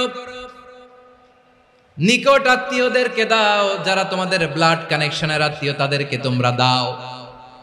এখানে জেনারেলি বললেন দাও, কি দিব সেটা তিনি এখানে বলেন নাই, সেটা তিনি সূরাতুল ইসরার মধ্যে বলেছেন। আল্লাহ বলেন ওয়া আতিদাল কুরবা হাক্কা, নিকট আত্মীয়দেরকে তাদের অধিকার, তাদের প্রাপ্য তোমরা বুঝিয়ে দাও। দেখেন, একটা শান্তির সমাজ, একটা সমৃদ্ধ সমাজ, একটা মানবিক সমাজ গঠনের জন্য আল্লাহ তাআলা বেশি না, মাত্র 3টা অর্ডার, 3টা ভার্ডিক্ট তিনি জারি করেছেন। 1 নাম্বার সুশাসন, ন্যায় বিচার। 2 নাম্বার ইহসান। 3 নাম্বার নিকটাত্মীয়, যারা কাছের, তোমার ভেরি ক্লোজ রিলেশনশিপে আছে, তাদেরকে দাও। দাও, দিলে বাড়িয়ে দেয় কে? অনেকে দিতে চায় না, কৃপণতা করে। দিলে বাড়ায় দেয় কে? ও মিয়া, মদিনার মধ্যে সবচাইতে গরিব সাহাবী ছিল বেলাল রাদিয়াল্লাহু তাআলা আনহু। ওনার এন্টায়ার অ্যাসেট, সম্পদের পরিমাণ কতদূর জানেন? একটা লুঙ্গি। বেলাল রাদিয়াল্লাহু তাআলা আনহু, ওনার টোটাল ওয়েলথের এস্টিমেশন হচ্ছে মাত্র একটা লুঙ্গি। একটা লুঙ্গি, টোটাল ওয়েলথ এস্টিমেশন, টোটাল সম্পদের পরিমাণ বেলাল রাদিয়াল্লাহু তাআলা আনহুর কি ছিল? ওই বেলাল রাদিয়াল্লাহু তাআলা আনহুকে বিষ্ণু ইসলাম বলেছেন আনফিক ইয়া বেলাল, ও বেলাল তুমিও দাও। ওয়ালা তাখশা মিন যিল আরশি ইখলালা, আরশের অধিপতির তো কোনো ঘাটতি নাই, তুমি দিলে ওই আল্লাহ তোমারে বাড়ায় দিবে। এজন্য আমার প্রিয় ভাইয়েরা, দিলে কমে না, দিলে বাড়ে। অনেকে ধরে রাখে, নতুন কিছু নিতে পারে না, হাত দিয়ে যেটা ধরে রেখেছেন এটা দিয়ে দেন, বড় একটা ধরার সুযোগ পাবেন। জোরে বলেন ঠিক কিনা? রব্বুল আলামিন বললেন 3 নাম্বার আদেশ হলো তোমাদের প্রতি সমাজটারে কেমন করে মানবিক সমাজ, সুন্দর সমাজ গড়বা। 3 নাম্বার আদেশ হলো ওয়া আতিদাল কুরবা হাক্কা, নিকটাত্মীয়দেরকে তাদের প্রাপ্য বুঝিয়ে দাও। এই নিকটাত্মীয়দেরকে তাদের অধিকার বুঝিয়ে দেওয়া, প্রাপ্য বুঝিয়ে দেওয়াতে আমাদের গাফলতি আছে না নাই? অনেকে দেখবেন অনেক আল্লাহওয়ালা, তাহাজ্জুদ গুজার, সেজদা দিতে দিতে কপালে কালো দাগ ফেলে দিছে, সে তার বোনের হকটা আদায় করে নাই, আছে না নাই? অনেক বড় হাজী সাহেব, বিশাল লম্বা দাড়ি, ছেলেরে সব দিয়ে দিছে, মেয়েরে কিছু দেয় নাই, মেয়ের হক আদায় করে নাই, আছে না নাই? এই হাজী সাহেবেরা, এই আল্লাহওয়ালারা কিয়ামতের ময়দানে আটকে যাবে। আপনি অন্যের অধিকার নষ্ট করেছেন, তাদের রাইটস কে ভায়োলেট করেছেন। এজন্য আল্লাহ তাআলা বলেন, কারো অধিকার যদি কেউ নষ্ট করে, ওই সমাজটা মানবিক সমাজ কঠিনকালেও হতে পারে না। এজন্য 3 নম্বর আল্লাহ বললেন ওয়া ইতাইদিল কুরবা, নিকটাত্মীয়দেরকে দাও। কি দিবা? তাদের অধিকার দিয়ে দাও। বোনের অধিকার বুঝিয়ে দাও, মেয়ের অধিকার বুঝিয়ে দাও, ফুফুর অধিকার বুঝিয়ে দাও। দেখবেন অনেক মায়েরা ছেলের পাতে মুরগির রান দেয়, মেয়ের পাতে দেয় মুরগির ঠ্যাং। তো মেয়ের কি মুরগির রান খেতে মনে যায় না? মনে যায় না? এমনটা করা যাবে না। নিকটাত্মীয়দেরকে অধিকার দিয়ে দাও, নিকটাত্মীয়ের সাথে সুসম্পর্ক রাখো। আদেশটা কার? এজন্য প্রিয় ভাইয়েরা, জীবনে যদি বারাকা অর্জন করতে চান, নিকটাত্মীয়দের সাথে সুসম্পর্ক রাখতে হবে, তাদের জন্য উপহার পাঠাতে হবে। বিশ্বনবী বলেন লা ইয়াদখুলুল জান্নাতা কাতে, যে ব্যক্তি আত্মীয়তার সম্পর্ককে ছিন্ন করে দেয়, সে কঠিনকালেও আল্লাহর জান্নাতে ঢুকবে না। আপনি কি এটারে সহজ হাদিস মনে করছেন? এটা সহজ কথা? আপনি ভাবছেন আপনার নামাজ আপনারে বাঁচাতে পারবে, আপনার রোজা বাঁচাতে পারবে, আপনার তাহাজ্জুদ আপনারে বাঁচাতে পারবে? অধিকার নষ্ট করলে কিছুই আপনারে বাঁচাতে পারবে না। এজন্য নিকট আত্মীয়দেরকে দিতে হবে বেশি বেশি। বিশ্বনবী বলেন ইন্না সাদাকাতা আলাল মিসকিনি সাদাকা ওয়া আলা যির রাহিমি ইসনাতান সাদাকাতুন ওয়া সিলা। মিসকিনরে দান করলে শুধু দানের সওয়াব হয়, নিকট আত্মীয়কে দান করলে 2টার সওয়াব হয়, সাদাকার সওয়াব হয়, আবার আত্মীয়তার বন্ধন অটুট রাখার সওয়াব হয়ে যায়। আবার বিশ্বনবী বললেন মান সাররাহু আইয়ুবসাতা লাহু ফি রিজকিহি ওয়া ইনসালাহু ফি আসারিহি ফালইয়াসিল রাহিমা। যে ব্যক্তি তার রিজিকের প্রশস্ততা চায় আর হায়াতে বরকত চায়, সে যেন তার আত্মীয়ের সাথে সুসম্পর্ক রাখে। আমার প্রিয় চট্টলার ভাইয়েরা, আমাদের রিজিক বাড়ুক, এটা আমরা চাই কি চাই না? সবাই চান? হ্যাঁ, আমাদের রিজিকে প্রশস্ততা আসুক, চাই কি চাই না? আমাদের হায়াতে বরকত আসুক, আমরা চাই কি চাই না? এই দুইটা যদি চান তাহলে নিকটাত্মীয়দের সাথে সুসম্পর্ক রাখবেন, পারবেন? তাহলে সমাজটারে মানবিক সমাজ বানায় দিবে কে? তিনটা আদেশ চলে গেল। 1 নম্বরে কি ছিল? 2 নম্বরে, 3 নম্বরে নিকটাত্মীয়দেরকে দান। আল্লাহ তাআলা তিনটা জিনিসের যেমনি আদেশ করেছেন, অনুরূপভাবে তিনটা বিষয় তিনি বারণ করেছেন, নিষেধ করেছেন, ওগুলোর কাছেও যাওয়া যাবে। রাব্বুল আলামিন বলেন, ওয়ায়ানহা আনিল ফাহশাই ওয়াল মুনকারি ওয়াল বাগি। আমি যেমনি তিনটি বিষয়ে আদেশ করলাম, অনুরূপভাবে তিনটি বিষয়ে বারণ করলাম, নিষেধ করলাম। আমার 1 নাম্বার নিষেধাজ্ঞা হলো অশ্লীলতার প্রতি। ফাহশা, ওয়ায়ানহা আনিল ফাহশা, আল্লাহ তাআলা অশ্লীলতাকে নিষেধ করেছেন। কোন জিনিসকে? সবাই বলুন, কোন জিনিসকে? যত ধরনের, যত টাইপের, যত ক্যাটাগরির অশ্লীলতা হতে পারে, সব অশ্লীলতাকে হারাম করেছেন কে? ফাহশা মানে কি? কথায়, কাজে, আচরণে, কমেন্ট, ফেসবুকের কমেন্টসে যত ধরনের নোংরামো আছে, যত ধরনের অশ্লীলতা আছে, এটাকে আরবিতে বলে ফাহশা। রাব্বুল আলামিন বলেন, কুল ইন্নামা حرم ربي الفواحش ما ظهر منها وما بطن। ও নবী, আপনি বলে দেন, আমার রব প্রকাশ্য, অপ্রকাশ্য, স্পষ্ট কিংবা অস্পষ্ট, দৃশ্যমান কিংবা অদৃশ্যমান সব অশ্লীলতাকে হারাম করেছেন। সব ধরনের অশ্লীলতা হারাম। আল্লাহ তাআলা আমাদেরকে অশ্লীলতা থেকে বাঁচান। এবার বলেন, আমাদের সমাজে অশ্লীলতা আছে না নাই? অশ্লীলতা নানা ভাবে, নানা নামে, নানা মোড়কে আমাদের সমাজে আছে না নাই? সংস্কৃতির নামে, ফ্যাশনের নামে, বিনোদনের নামে, উপন্যাসের নামে, কনসার্টের নামে অশ্লীলতা আছে না নাই? আপনি দেখেছেন কনসার্টগুলোর অবস্থা? আমাদের তরুণ তরুণীরা, আমাদের যুবক যুবতীরা, আমাদের জেনজিরা, কি অবস্থা ওইখানে? কনসার্টের নামে অশ্লীলতা আছে না নাই?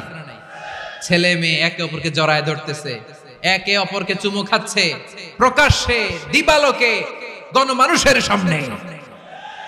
আল্লাহ তাআলা এই অশ্লীলতা থেকে আমাদেরকে বেঁচে থাকতে বলেছেন।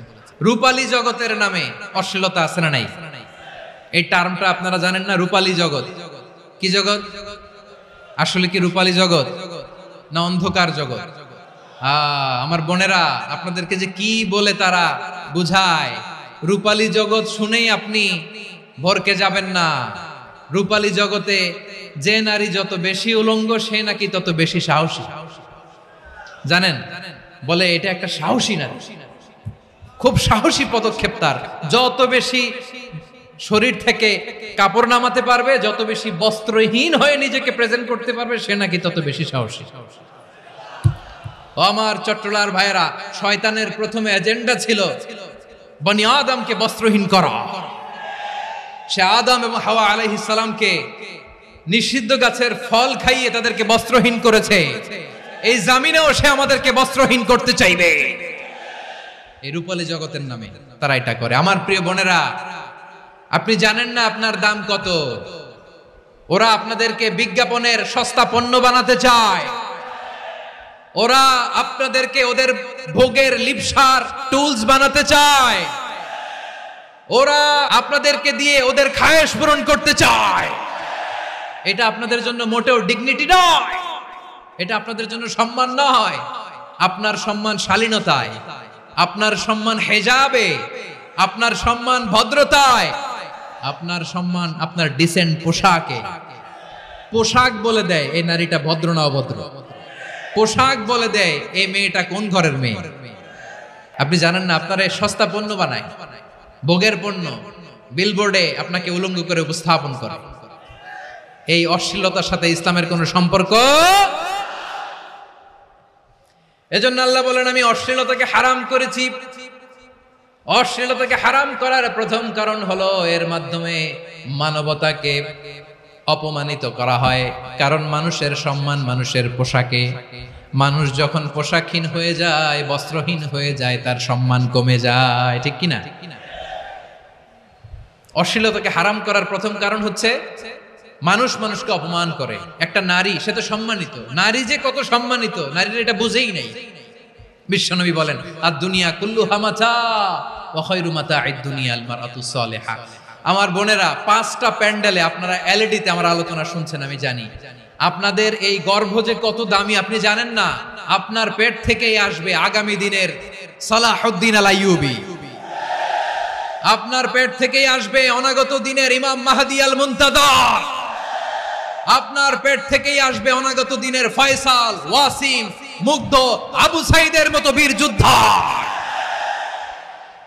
আমার প্রিয় বোনেরা, আমার প্রিয় বোনেরা, বিশ্বনবীর কথার ওজন খেয়াল করেন। আর দুনিয়া কুল্লুহা মাতা ওয়া খায়রু মাতা'আদ দুনিয়া আল মারআতুস সালিহা। দুনিয়ার সবকিছুই অ্যাসেট, এর মধ্যে সবচেয়ে দামি অ্যাসেট নেককার নারী। আপনার গর্ভ যে কত দামি আপনি জানেন না। নিজের সময়টাকে কাজে লাগান, কোরআন পড়েন, সুন্নাহ পড়েন। আপনার অনেক দায়িত্ব ঘরে। You are the MD of your family. একটা family it's a very big institution. পরিবার একটা অনেক বড় প্রতিষ্ঠান। And you are the MD of your institution. আপনি এই পরিবারের MD, managing director of your family. এখানে আপনার কত দায়িত্ব।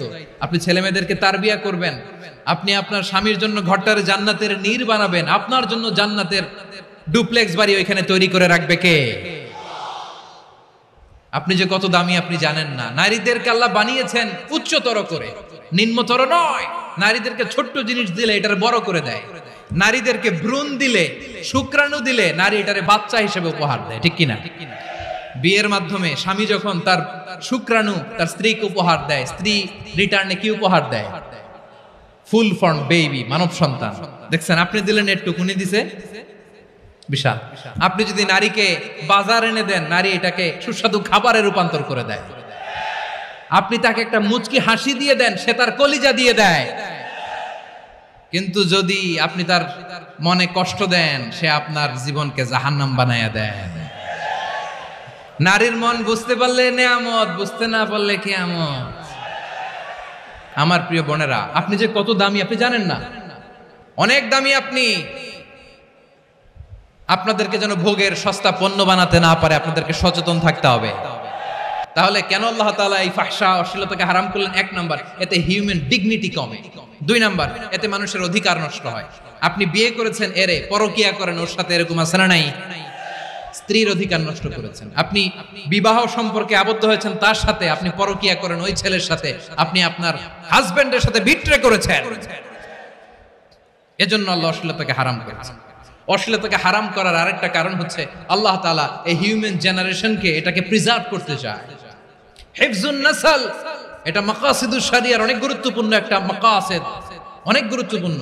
আপনার নাসল, আপনার জেনারেশনকে সংরক্ষণ করা। এই যে আসতেছে ফেব্রুয়ারি, কত ফেব্রুয়ারি জানো? এটা কি বিশ্ব ভালোবাসা দিবস?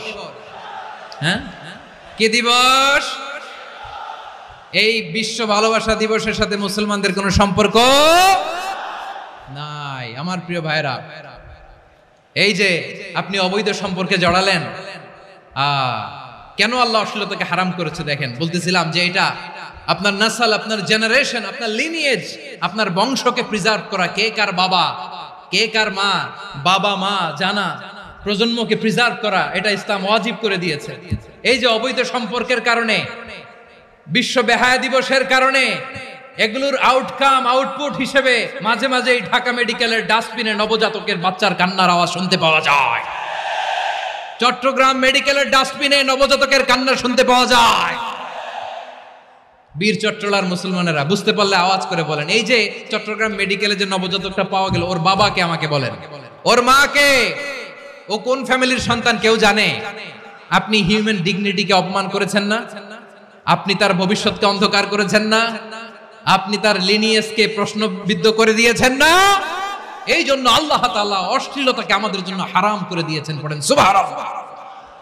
এই জন্য রাব্বুল আলামিন বলেন, কুল ইন্নামা حرم ربي الفواحش ما ظهر منها وما بطن। প্রকাশ্য অপ্রকাশ্য সব অশ্লীলতাকে হারাম ঘোষণা করে দিয়েছে কে? আবার দুনিয়ার বুকে যারা অশ্লীলতার প্রসার করে তাদের জন্য শাস্তি মজুদ রেখেছে কে? রব্বুল আলামিন বলেন ইন্নাল্লাযীনা ইউহিব্বুনা আন তাশিআল ফাহিশাতু ফিল্লাযীনা আমানু লাহুম আযাবুন আলীমুন ফিদ দুনিয়া ওয়াল আখিরাতি ওয়াল্লাহু ইয়ালামু ওয়া আনতুম লা তা'লামুন।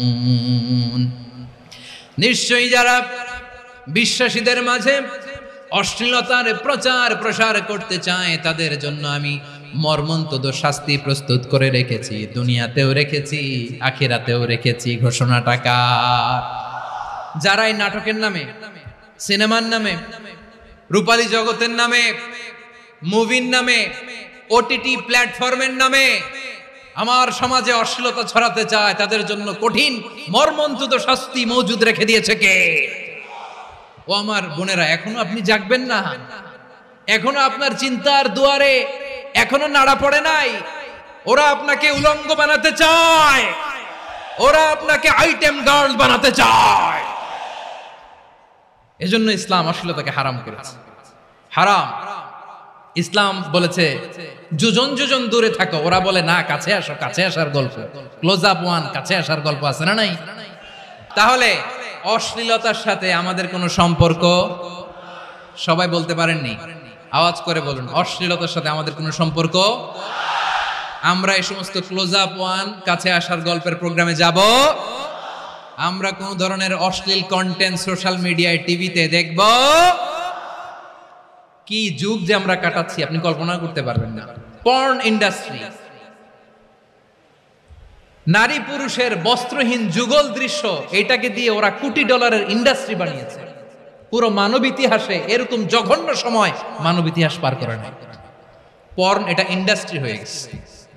আমাদের এই যুবকগুলো, জেনজিগুলো, ওদের চরিত্র বাঁচাবে কি করে? কেমন করে হেফাজত করবে ওদের এই মূল্যবান চরিত্র? আমার প্রিয় ভাইরা, এই অশ্লীলতার দ্য লেটেস্ট ভার্সন হচ্ছে LGBTQ, শরীফ থেকে শরীফা। শুনছেন আপনারা? দেখতে পুরুষ, আসলেই পুরুষ, সুস্থ একজন পুরুষ, 4 সন্তানের বাবা, বলে আমি মনে মনে নারী। দেখতে নারী, সুস্থ নারী, আসলেই সে দিব্যি একজন নারী, বলে আমি মনে মনে পুরুষ। সবচেয়ে ভয়ঙ্কর অশ্লীলতার সবচাইতে লেটেস্ট ভার্সন হচ্ছে এই ট্রান্সজেন্ডারিজম। সুস্থ পুরুষ তার বায়োলজিক্যাল গ্রোথকে হরমোন দিয়ে স্টপ করে দিয়ে সে সার্জারি করে নারী হতে চায়, সুস্থ নারী পুরুষ হতে চায়।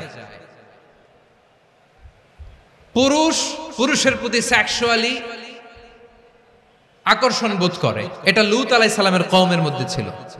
এটাকেও আল্লাহ কোরআনে ফাহিশা বলেছেন।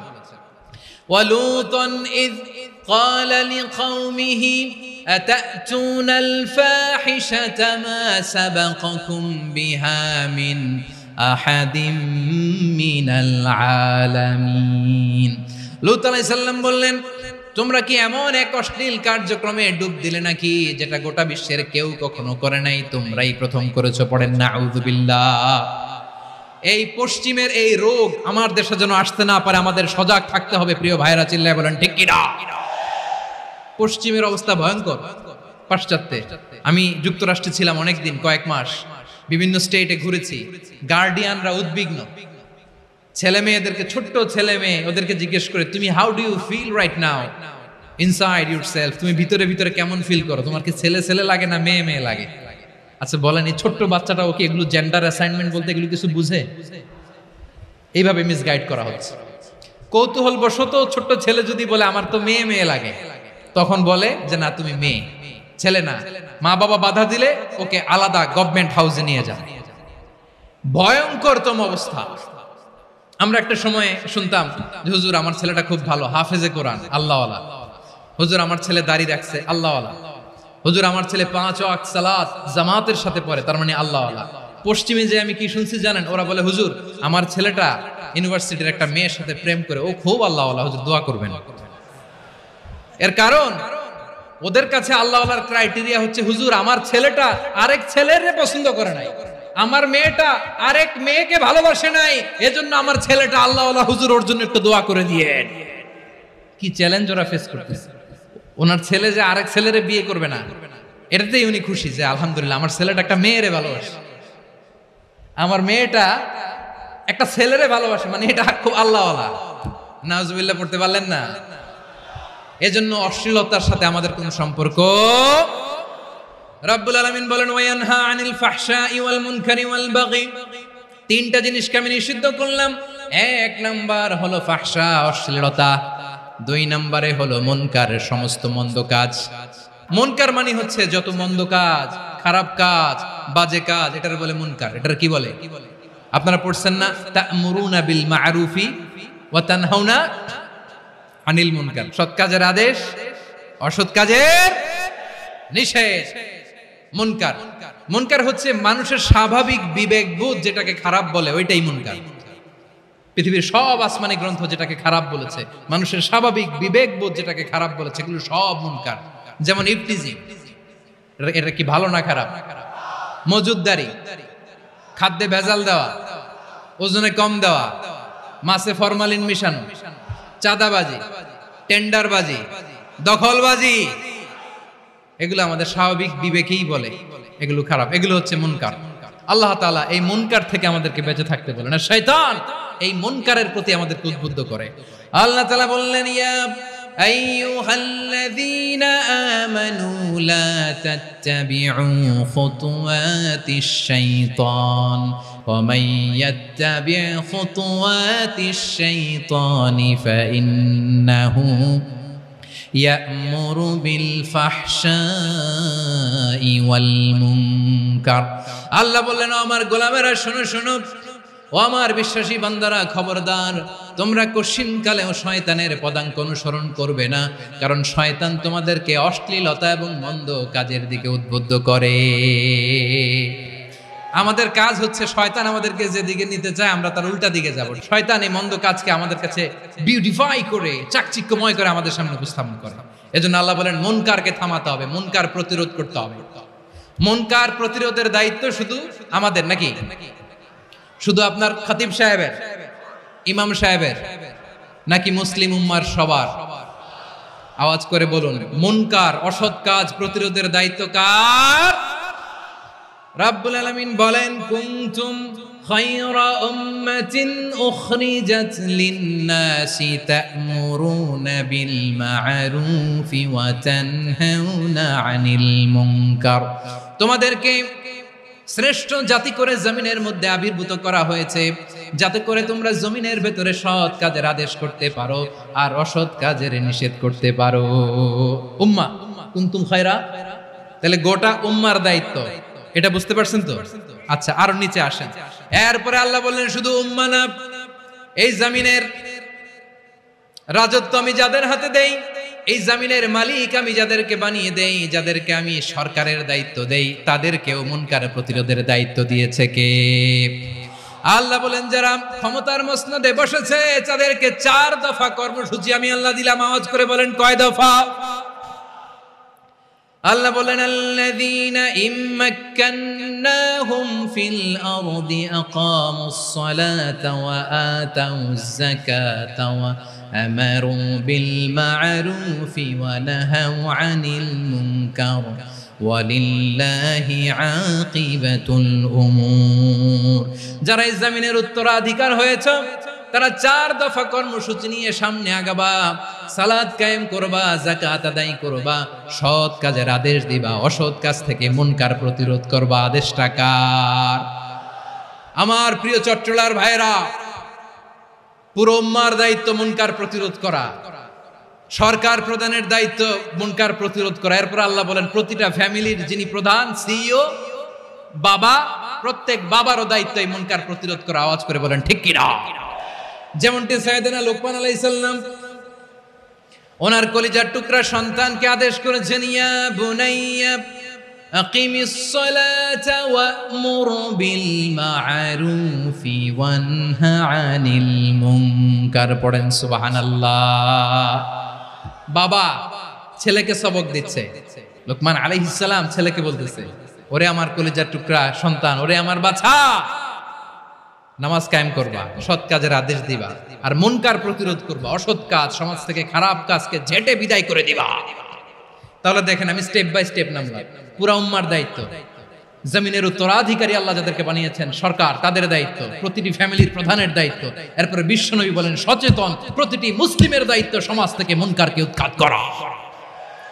বিশ্বনবী বলেছেন মান রাআ মিনকুম মুনকারান ফালিয়ুগাইয়িরহু বিয়াদিহি ফাইন লাম ইয়াস্তাতি ফাবিলিসানিহি ওয়া ইন লাম ইয়াস্তাতি ফাবিকলবিহি ওয়া যালিকা আযআফুল ঈমান। সমাজে যে মুনকার দেখবে, খারাপ কাজ দেখবে, সেজন্য হাত দিয়ে সেটাকে থামায়। আমার প্রিয় ভাইরা, না থামালে আমরাই ডুববো শেষমেশ। আমাদের বাঁচার জন্য হইলেও থামাইতে হবে। রব্বুল আলামিন বলেন ওয়াত্তাকু ফিতনাতাল লা তুসিবান্নাল্লাযীনা যালামু মিনকুম খাসসা। ও আমার গোলামেরা, ওই আযাবকে ভয় করো যে আযাব যখন আমি জমিনের বুকে পাঠাই শুধু জালেমদেরকেই মারি না, আলেমদেরকেও মারি। আযাব যখন আসে তখন শুধু জালিমই মরে না, আলেমও মরে। জানেন মুসা আলাইহিস সালামের পায়ে একবার লাল পিঁপড়া, তো উনি রেগে মেগে পাশি দেখে লাল পিঁপড়ার বাসা, পা দিয়ে ডলে মুছে সবগুলো পিঁপড়া মেরে ফেলছে। এই ঘটনাটা আল্লাহ ঘটিয়েছেন এজন্য মুসা আলাইহিস সালাম ছিলেন কালিমুল্লাহ, সরাসরি আল্লাহর সাথে কথা বলতেন। তিনি আল্লাহকে জিজ্ঞেস করেছিলেন, আল্লাহ তুমি যখন কোনো জনপদে আযাব পাঠাও, শাস্তি দাও, ওখানকার শুধু জালেমরাই তো মরে না, ভালো মানুষগুলাও মরে, তো আযাব দিবা মুশরিকদের উপর দিবা, অবাধ্যদের উপর দিবা, ভালো মানুষগুলারে মারো কেন? আল্লাহ বললেন, মুসা তোমার যে কামড় দিছিল পায়ের মধ্যে পিঁপড়া, কয়টা পিঁপড়া? একটা পিঁপড়া, তো সবগুলারে মারলা কেন? রেগে মেগে পুরো পিঁপড়ার বাসা ভেঙে মেসাকার করলা কেন? আমি যখন অ্যাকশনে যাই, আমি যখন শাস্তি দেই, তখন এত বাস বিচার করা হয় না, বাস বিচার করা যায় না। যখন অ্যাকশনে যাওয়া হয় ওইটা ডাইরেক্ট অ্যাকশন হয়ে যায়। চিল্লায় বলো ঠিক কি না? এজন্য আমাদের বাঁচার জন্য হলেও এই পাপ থামাতে হবে, এই শয়তানের অট্টহাসি থামাতে হবে, অন্যায় অপরাধ সমাজ থেকে আমাদের থামাতে হবে। কারণ আযাব আসলে ওরাও মরবে, আমরাও মরব। একটা জাহাজ 2 তলা, আপনি আছেন 2য় তলায়, নিচের তলার কিছু লোক জাহাজের তলা ছিদ্র করতে আরম্ভ করছে। কি ছিদ্র করতেছে? আচ্ছা, জাহাজের তলা ছিদ্র করলে তলা দিয়ে কি ঢুকে? এখন আপনি যদি বলেন আমার কি, আমি তো 2 তলায়, আমি তো ভালো আছি, ওরা ছিদ্র করে ওরা মরবে। আসলে কি শুধু ওরা মরবে? তলা দিয়ে যখন পানি ঢুকবে, জাহাজ ঢুকলে আপনিও মরবেন। এজন্য নিজে মরার আগে ওই পাগলগুলার নিচতলায় যে থামাতে হবে। চিল্লায় বলেন ঠিক কি না? এজন্য আল্লাহ বললেন মুনকার প্রতিরোধের দায়িত্ব সমাজের টপ টু বটম সবার। এজন্য মুনকার প্রতিরোধ করার দরকার আছে না নাই? সমাজে এই যে ইফটিজিং হয়, আপনার বোনের বয়সী একটা মেয়েকে কিছু বখাটে টিটকারি করে, এই বলে সেই বলে, নোংরা কথা বলে, রাস্তায় দেখেও আপনি পাশ দিয়ে না দেখার মতো চলে যান কেন? আপনি দাঁড়ান না কেন? আপনি দাঁড়ালেই তো থেমে যাবে, কারণ সত্যের যে শক্তি তার সামনে মিথ্যা মুখ থুবড়ে পড়ে। আপনার সামনে ও কিছুই না, নাথিং। আপনি দাঁড়ান, ওকে প্রশ্ন করেন যে আমার বোনকে তুমি ডিস্টার্ব করো কেন? আপনাকে দেখে আরো 5 জন দাঁড়াবে, 5 জনকে দেখে আরো 10 জন দাঁড়াবে। আমাদের নীরবতা আর আমাদের নিশ্চুপ থাকাই জালিমদেরকে আরো শক্তিশালী জালিম বানিয়েছে। এজন্য মুনকার প্রতিরোধের দায়িত্ব আমাদের সবার। টেন্ডারবাজি, চাঁদাবাজি, দুর্নীতি, অপরাধ, দখলদারিত্ব, মজুদদারি, এগুলো সবকিছু একসাথে প্রতিরোধ করতে হবে। ঠিক কিনা বলেন? একটা মানবিক সমাজ যদি চাই, প্রতিরোধ করতে হবে। প্রিয় ভাইয়েরা, আল্লাহর শপথ নিয়ে বলি, এই নাসিহাতগুলো সবার জন্য, সব দলের জন্য, সব মতের মানুষের জন্য। আমরা কোনো দলের প্রতি মানুষকে ডাকি না, আমরা ডাকি ইসলামের দিকে। সব দলের, সব মতের, সব মানুষদেরকে আমরা আহ্বান জানাই, আসুন আমরা একটা সুন্দর সমাজ বিনির্মাণ করি। এই যে নতুন বাংলাদেশের এক সুযোগ এসেছে, আর জীবনে হয়তো আসবে না, সামনের 100 বছর এই সময় আসবে না। আসুন দেশটাকে আমরা সাজাই, আসুন আমরা দুর্নীতি বন্ধ করি, আসুন আমরা চাঁদাবাজি বন্ধ করি, আসুন আমরা দখলদারিত্ব বন্ধ করি, আসুন আমরা এক দল আরেক দলকে নিশ্চিহ্ন করার যে রাজনীতি, এটা বন্ধ করি। সব দলের প্রতি আমার আহ্বান, আমরা চাঁদাবাজ মুক্ত বাংলাদেশ চাই, জুলুম মুক্ত বাংলাদেশ চাই, ফ্যাসিজম মুক্ত বাংলাদেশ চাই, গুণ খুন খারাপি মুক্ত বাংলাদেশ চাই। আমরা নতুন ভোরের বাংলাদেশ চাই। ওই বাংলাদেশ পাওয়ার জন্য মুনকার প্রতিরোধে, অন্যায় প্রতিরোধে যদি বাঘের বাচ্চার মতো, আবু সাইদের মতো দুই হাত উঁচু করে বুককে টান টান করে প্রসারিত করে দাঁড়াতে হয়, রাজি আছো মুসলমান? রাব্বুল আলামিন বলেন, ওয়ায়ানহা আনিল ফাহশাই ওয়াল মুনকারি ওয়াল বাগি ইয়াইদুকুম লাআল্লাকুম তাযাক্কারুন। আল্লাহ বললেন, আমি অশ্লীলতাকে নিষেধ করি, আমি সব ধরনের মন্দ কাজকে নিষিদ্ধ করি, সব শেষে আমি সীমা লঙ্ঘনকে তোমাদের জন্য নিষিদ্ধ করি। নিষিদ্ধ করেছেন কয়টা জিনিস? 1 নম্বরে অশ্লীলতা, 2 নম্বরে মুনকার তথা সব মন্দ কাজ, 3 নম্বরে আল বাগি সীমা লঙ্ঘন, ক্রসিং দ্য লিমিট। সীমা লঙ্ঘন করা ভালো না। We all should know our limits. চিল্লায় বলেন ঠিক কিনা?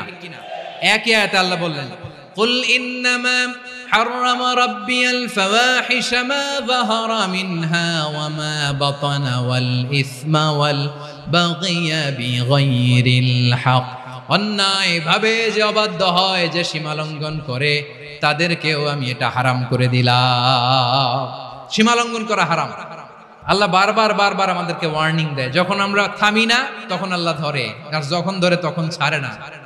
ধরে ধরে ধরে না, ধরলে আল্লাহ ফেরাউনকে কিন্তু হুট করে ধরে নাই। আপনারা জানেন 9 বার ওয়ার্নিং দিয়েছে ফেরাউনকে। আল্লাহ তাআলা ওয়ার্নিং দিয়েছিল কয়বার? রাব্বুল আলামিন বলেন, ওয়ালাকাদ আতাইনা মূসা 9 আয়াতিন বাইয়িনাত। 9টা মুআজিজা দেখিয়েছি।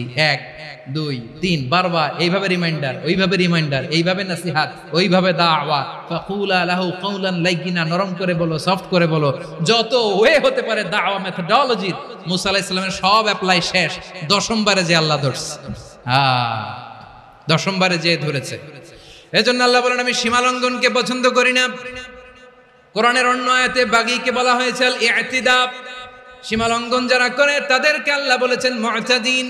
وقاتلوا في سبيل الله الذين يقاتلونكم ولا تعتدوا إن الله لا يحب المعتدين। আমি সীমা লঙ্ঘনকারীদেরকে কোশ্চিন কালেও পছন্দ করি না। আমরা যেন সীমা লঙ্ঘন না করি। রাজি আছেন তো? যে কোনো ক্ষেত্রে ইবাদতে যেন সীমা লঙ্ঘন না করি। অনেকে আমরা ইবাদতে সীমা লঙ্ঘন করে ফেলি। বিশ্বনবী সাল্লাল্লাহু আলাইহি ওয়াসাল্লাম যেটা শিখিয়েছেন এর বাইরে যে অতিরিক্ত বুজুর্গ হতে চায়, এরকম আছে না নাই? কোন ক্ষেত্রেই সীমা লঙ্ঘন করা যাবে, এমনকি যুদ্ধ ক্ষেত্রেও না। বিশ্বনবী সাল্লাল্লাহু আলাইহি ওয়াসাল্লাম বলেন, খবরদার যুদ্ধ ক্ষেত্রেও সীমা লঙ্ঘন করো না।